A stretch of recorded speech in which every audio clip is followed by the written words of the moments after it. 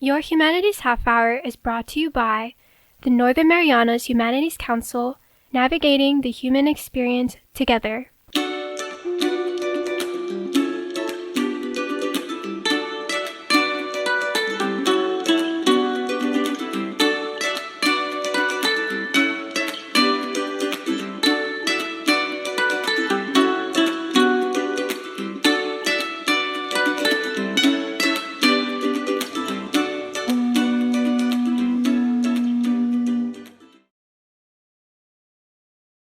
Hafide, Tiro, and welcome to Your Humanities Half Hour. I'm Catherine Perry, and today we are exploring the human experience of leadership in adversity. And our guest today is Dr. Lawrence Camacho. Lawrence, welcome. Thank you. Thank you for having me.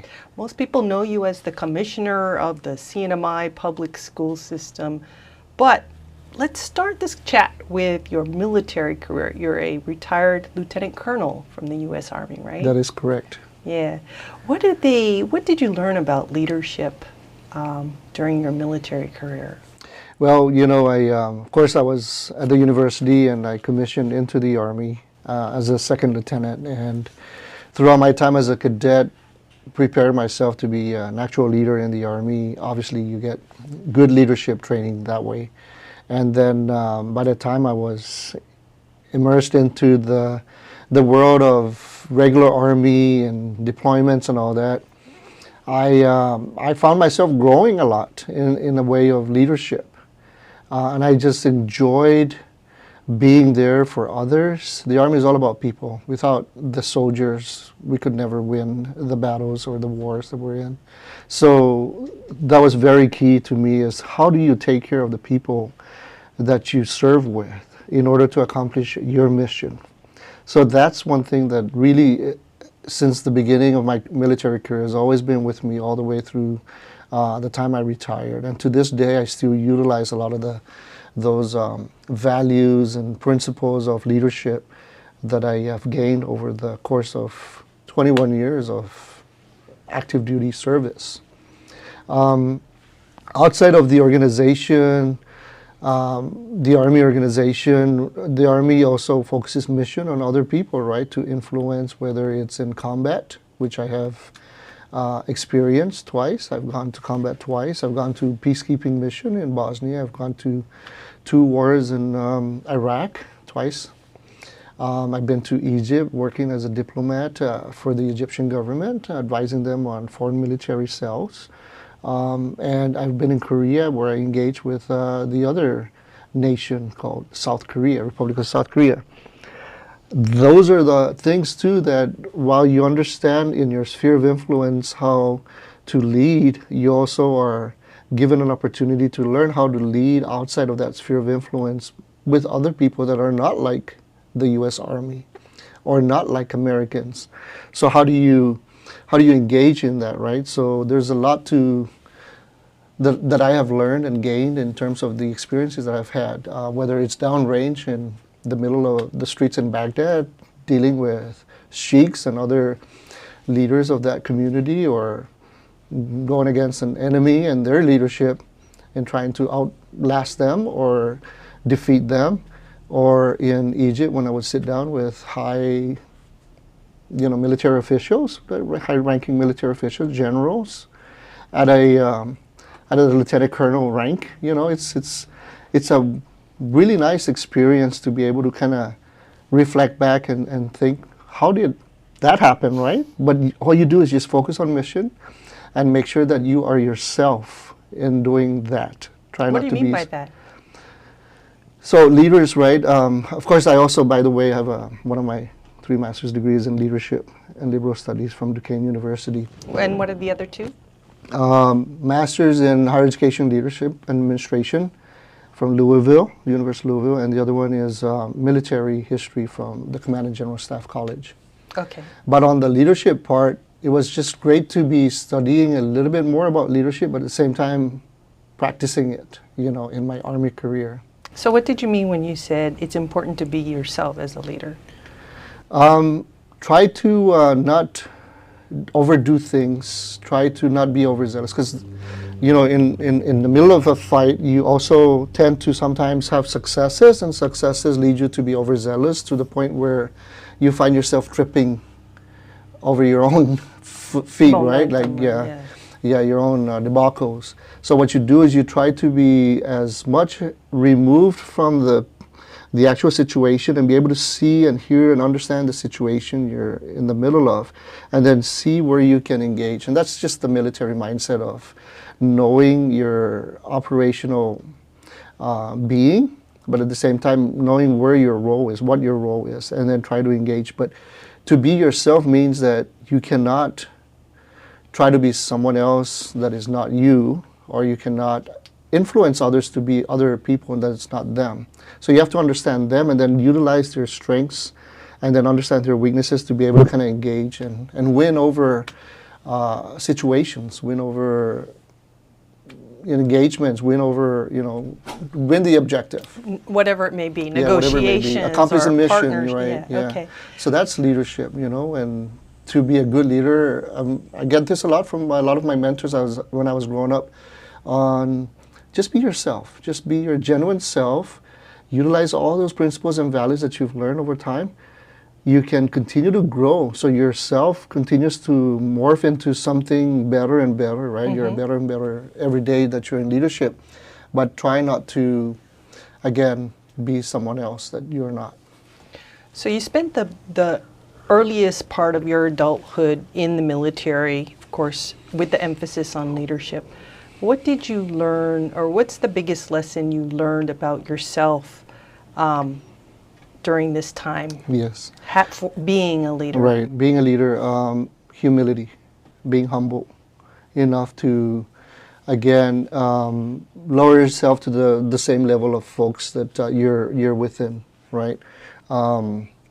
I always have very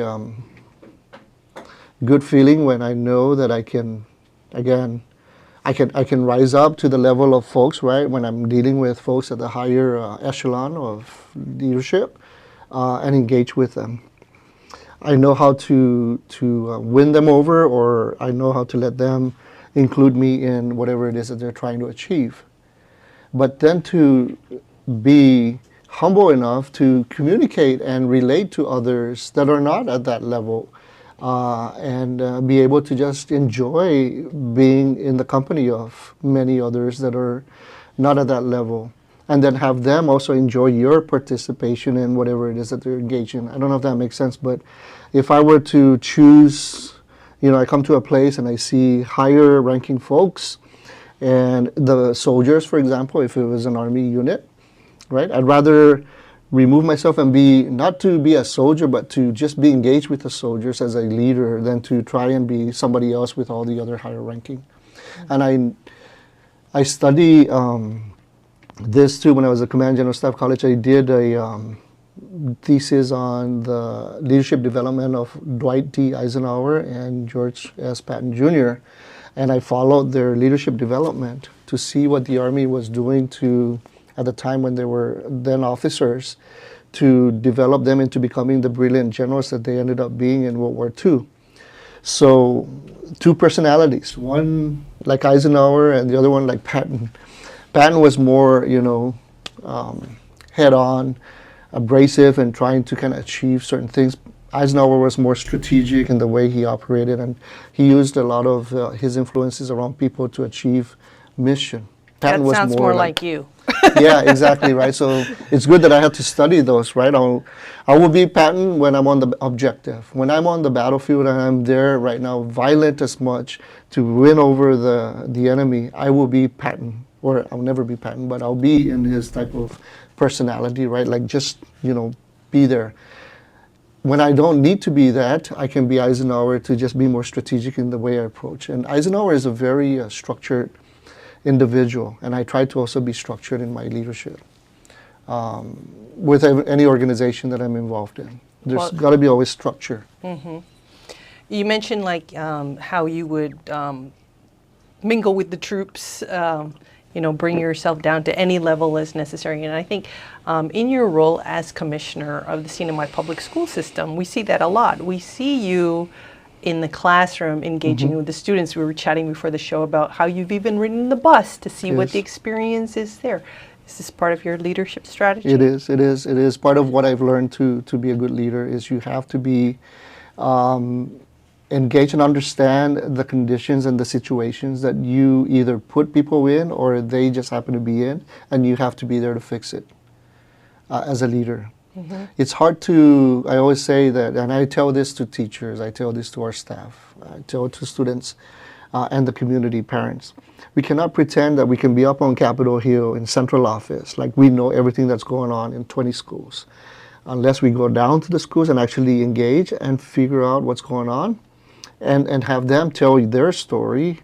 Will you be able to be more informed and make better decisions for them? Right? It's we call it in the military working in a vacuum. As a commander, I never want my subordinate officers or subordinate folks to let me make me work in a vacuum. Like I think I know what's going on. To them as well, I don't want to let them work in a vacuum. So I want to make sure that I engage with them and I inform them what decisions are coming down from top. It's called top fed, bottom refined. You always have to be in that fashion. Otherwise, again, you're trying to be somebody else you're not when you're not informed. And I'll just also say that I learned through leadership a four-prong approach to especially like ethical dilemmas. When you're engaged in a situation, the first prong is to understand that the person, if you are that person at the local level, seeing eye to eye with what's going on, right? You have more clarity than anybody else. And if you're not that person and you're up at the higher echelon and you try to communicate with the person who has more clarity, you have to understand that you don't have all the clarity. As much as they can communicate to you, you don't see what they see at that level. So that's the second prong, is to understand too that the communication between the clearness of what is at the local level and to the headquarters, there's going to be some fuzziness. There's going to be some garbled information that will occur between that transaction at the lower and the higher headquarters, right? Trying to communicate. So clarity, I'm always after clarity. That's one thing too that I really kind of always get after, is what is the clearest situation that I can see in order to make good decisions occur. Otherwise, without clarity, it's hard for me to make good decisions, right? So you'll hear it all the time. You always have to. And the third prong is a decision has to be made. Whether it's the higher headquarters making a decision with less clarity or the person down at the local level making the decision with more clarity, somehow a decision has to be made. And then the fourth prong is we all have to live with consequences. So whatever decisions, right? But again, it's really applicable more to the ethical dilemma that we find ourselves in as leaders, whether it's on the battlefield, in garrison, in the community, in Saipan, in Rodatinian, wherever, in the schools.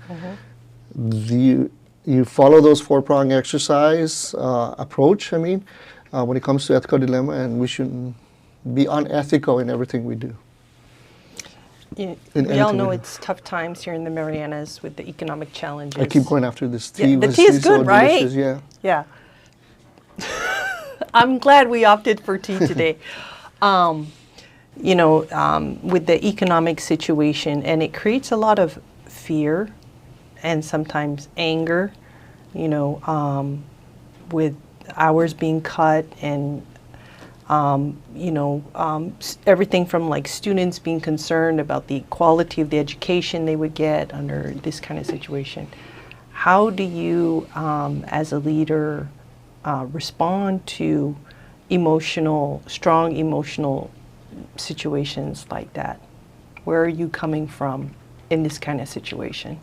Yeah, again, I always go back to who I am as a person, and then try to relate that to how others may be affected by my personality, my leadership, and the decisions that I make. And then from that, then be able to understand the impact or the consequences or the outcome of those decisions. The truth to what do we call it? In all truthfulness, I always revert back to my upbringing, right? And I know we're You're probably going to ask me a question about that. But I am. always never failed to realize where I'm from. That's why you always go back to your roots, right? How did you become the person that you are today? Where did you come from? Who was that? You know, that was me being in the formative years, my formation, forming this person that I am, and then going beyond and leaving the island and then coming back, being transformed, because now you're more exposed to the world that's bigger than where you're from, right? The world, there's a lot of places bigger than Saipan. Yeah. So when you leave that and you're transformed, you come back. When you come back, you have to understand that you have to stay true to the place and not try to, again, think of it as if in a different world.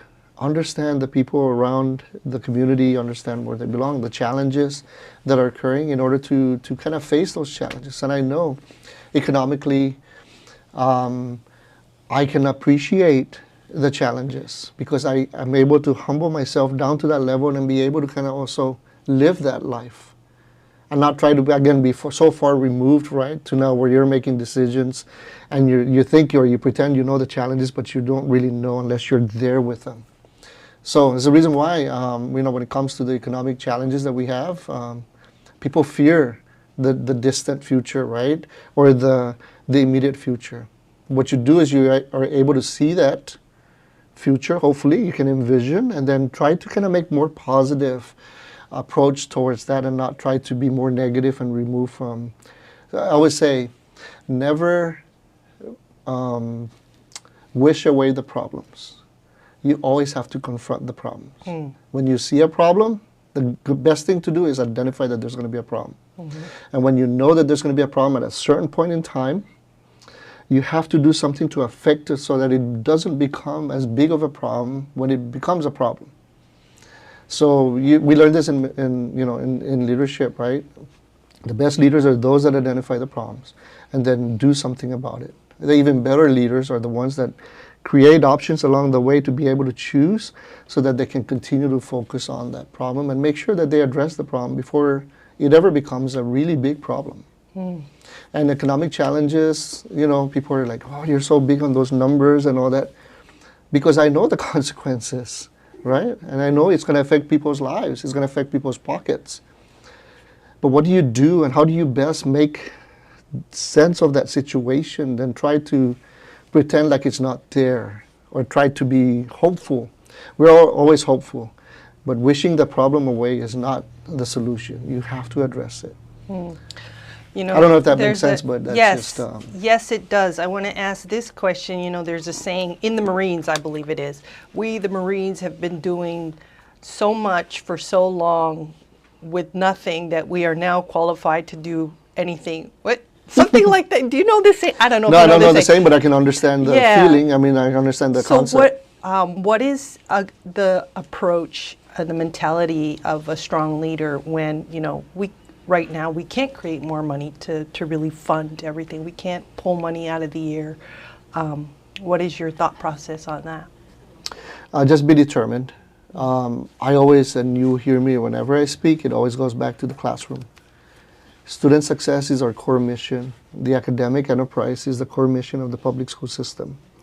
Never fail to make sure that you're always focused on that. So whether it's maintenance or whether it's travel, all those things, right? All those factors always has to revert back to the classroom space and the teacher and the students. The exchange that occurs there is the number one focus for all educators because that is where the learning occurs for the most part. And then there's learning outside of the classroom space as well. But really, if you focus on that and everything you do, all those challenges, the hardship and the decisions, always geared towards that. And if you're geared and always focused towards that, I don't think you can go wrong. Right? So you hear me talk, they invite me to talk about something that is really far removed from the classroom, but I would always revert back to that because that is our core mission. And that's really kind of like every day I wake up, it's always like, I always have this vision of like kids thriving in the schools. By now they're happy. You can see them. They're very joyful when you come to their campuses and you see the kids. That should be in your your frame of mind in almost every hour of the day when you're engaged in this mission at BSS. Because without that, it's hard to accomplish, even at the lesser form of resources, right? The scarce resource that we have, we not only have to protect that and make sure we're prudent in spending it, but you always make sure that it's attributing back to, again, the student and the teachers, or the students and the teachers, and making sure that the schools are successful. When the schools are successful, that's ultimately the bottom line. And the students are thriving and the students are achieving, and you see that they're learning and they're growing. That's the core mission. The goal. Yeah, the goal. mission. You're right. We're going to take a break. When we come back, we're going to talk about, as you said, your upbringing. Okay. Cool. No problem. Thank you. We'll be back after this break. Looking for resources about Marianas history, culture, and more? Well, check out the Northern Marianas Humanities Council's collection. Our extensive video, audio, and photographic library can be found on YouTube, Facebook, and Instagram at 670 Humanities. Or check out the written resources on our website at nmhcouncil.org. And for those who prefer a good book, we also have a selection of local publications for purchase. So, dive in, explore, and share your comments as we navigate the human experience together.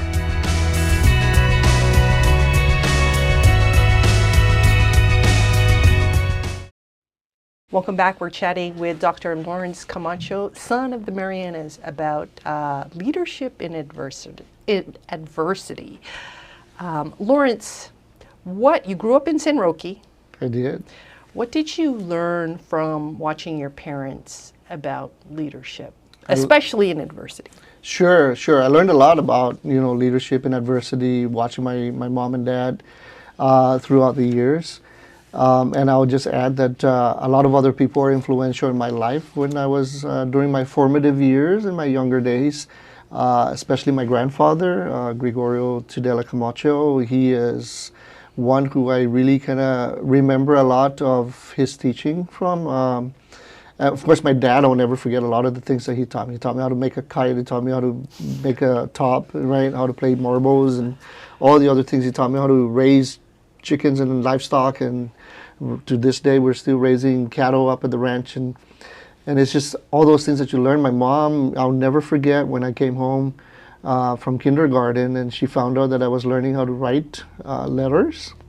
She sat me there and she took my hand, and you never forget those moments, right? But as far as a leader, in leadership, those I think they were trying to teach me how to develop first as an individual, as a person who identifies being from this place, right, in this island of Saipan and the community in the Marianas, and understanding that. And then, of course, when I go, I still have not forgotten all my elementary school teachers, right, from 1st to 7th, because back then San Roque Elementary School was 1st grade to 7th grade, and I still remember all of those teachers, still see their faces. And why is that? Because they were impactful in my formation as a child. And then, of course, my friends, all the days that we spent out in the playground, in the jungles, running around in the neighborhood, playing, street ball, right, baseball on the streets, and all those things were the reasons why I am today, who I am today, right? They taught me a lot. My parents really made sure that they encouraged me along the way.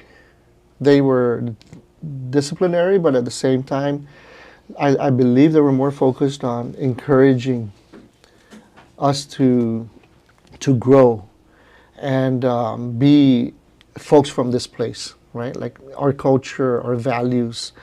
And I always say this out in the community: when you learn who you are in the values that you grew up with, it's really because of we call it subliminal messaging, right? I always say when I spoke, we learned English in the classroom space, and then went out to the playground and we spoke Chamorro.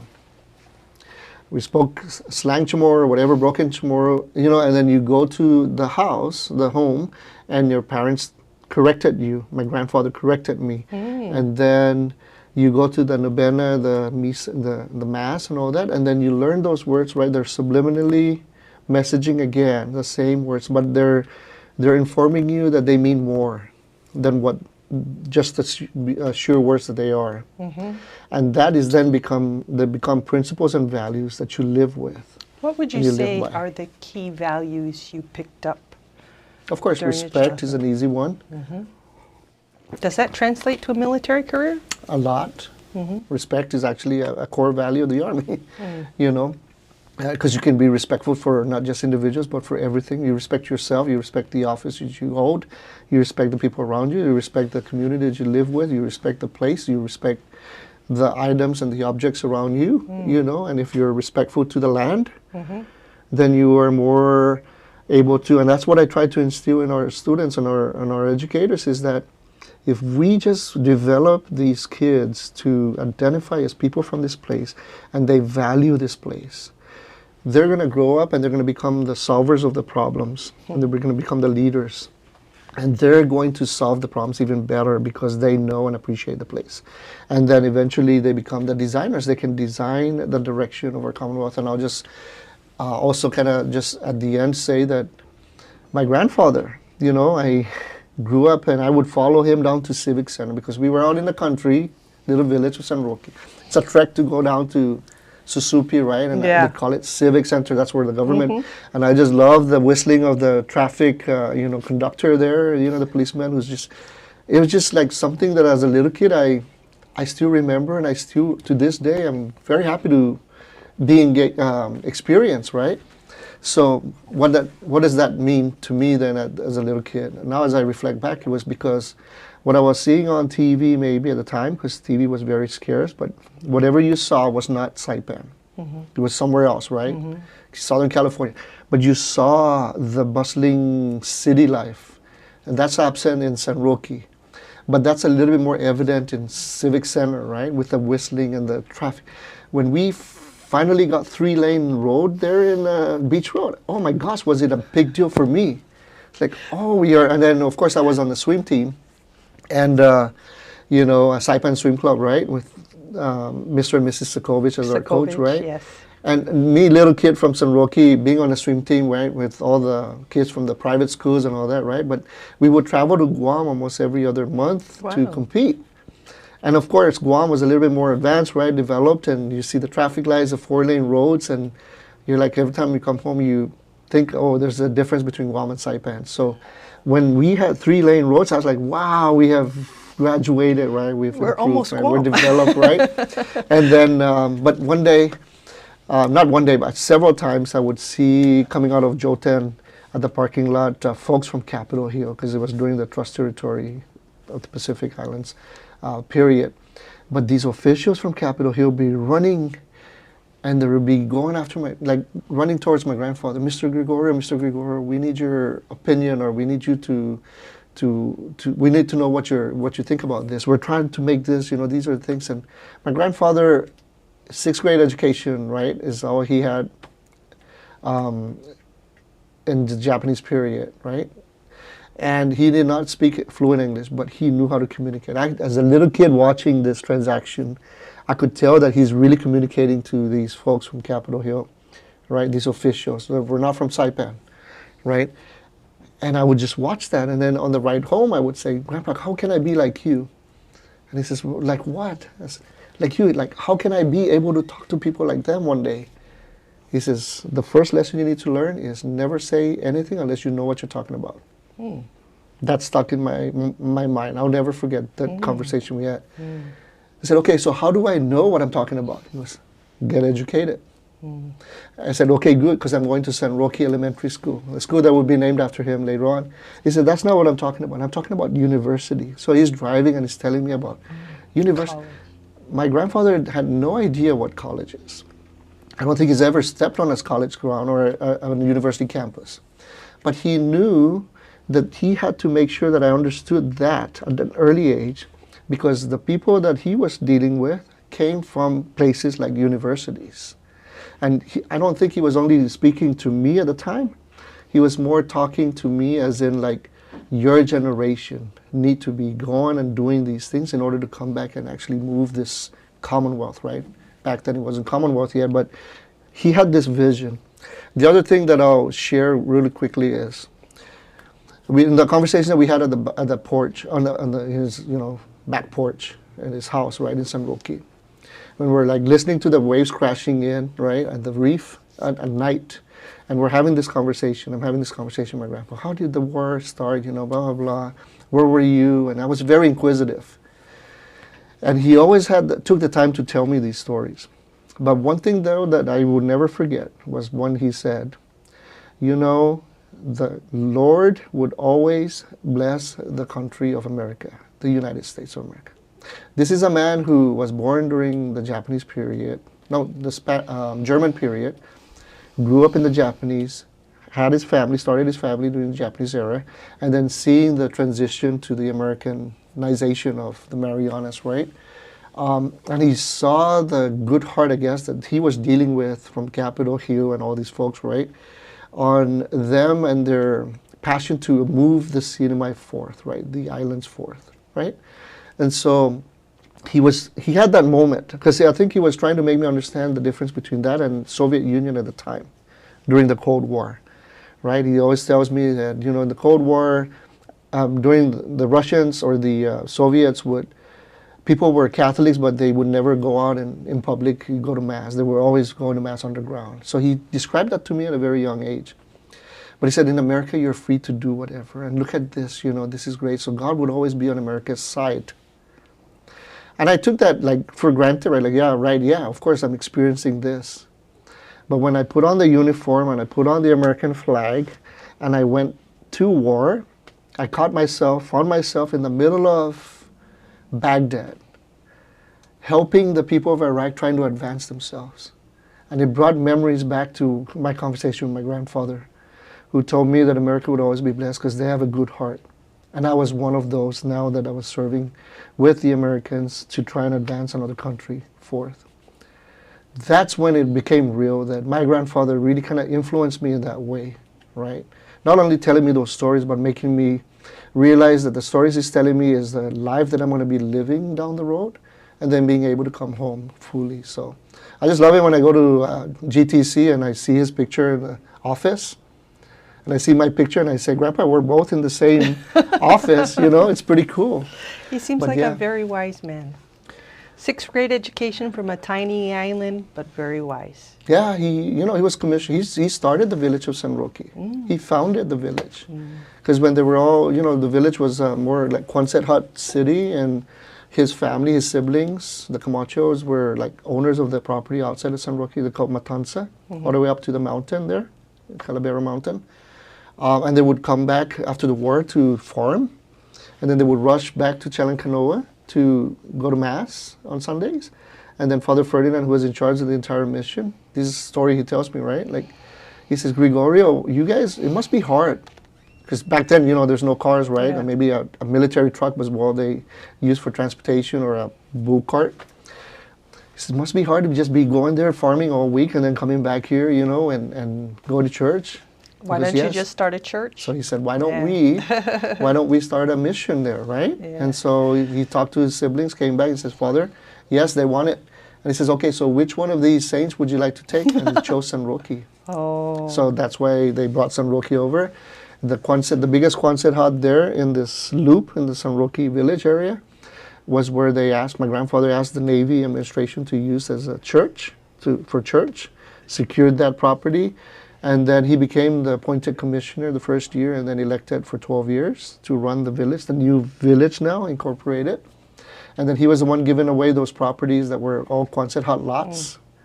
And that's why I think one day he was appointed to be judge to administer land issues on the island. So basically, you kind of have grown up to be your grandfather. He was a leader, and now you are a leader. Thank you for your time today. Any final thoughts before we go? No, I'm happy to be home, right? I grew up in this place. Went to San Roque Elementary School, now GTC. It's even hard for me to say GTC because that's all I remember is San Roque. But my grandfather used to pick up my report card from the school that would be named after him. That was pretty cool. And then I went to Hubwood Junior High, and then went to Marianas High. Met up with my current wife, right? My wife today, my sweetheart. I used to always say she was my high school. She said, no, I'm still your high school sweetheart. So she's still my high school sweetheart. But we left, and 35 years later, we come home. I come home to serve, and I've always wanted to come home. I had a quick stop after retirement from the Army at the University of Guam as the Dean of Students. I mean, even when I was there, I was always coming here to recruit folks to come to the university. But just being home and serving our students, right? What better way to give back to the place that invested in you to become who you are today. So I really kind of want to give back because that's, this place invested in me. And it's just great to know that we're doing it through the kids, right? The eyes and the ears and the brains of our young to then grow because of our influence and how we shape their growth and development so that they then too can be the next leaders, the next generation of problem solvers. And I always say designers because these kids, they design really well today. And they could just design the direction of this place to where it needs to be in a more fitting fashion that our CNMI Constitution calls for. And I think I always revert back to that as well. It calls for public education. And if you are involved in public education here in the CNMI, you're doing what our visionary forefathers and mothers and sisters and brothers had back then to make us who we are today and probably much better down the road. Well, thank you for your service, both in the military Thank and you for here. the time. And thank you for your leadership. Thank you. Appreciate it. I love this. Thank you so much. Our guest today has been Dr. Lawrence Camacho, talking about leadership in adversity and his grandfather, Gregorio T. Camacho. This has been your Humanities Half Hour. I'm Catherine Perry.